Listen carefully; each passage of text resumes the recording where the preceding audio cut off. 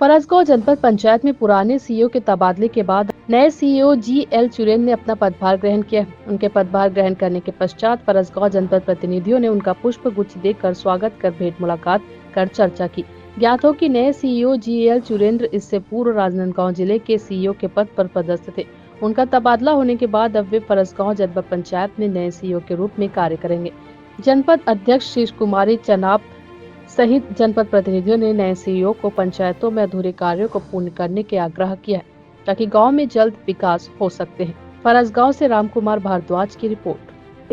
हम जनपद सदस्य सारे और अध्यक्ष उपाध्यक्ष सारे मिलके उनको हमारे नए सीईओ साहब आए हैं गेंदलाल चुरेन जी, उनका स्वागत हुआ है, यहाँ पर आगमन हुआ है, तो हम सब बधाई दिए हैं उनको।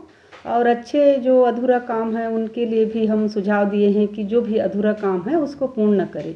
और क्षेत्रवासी भी सभी उनको देखकर खुशी हुई है। पहले भी यहाँ रह चुके थे तो सभी लोग बोल रहे हैं कि उनका बहुत अच्छे ही पहले भी काम था और अभी भी हमको विश्वास है कि वो करेंगे अभी भी।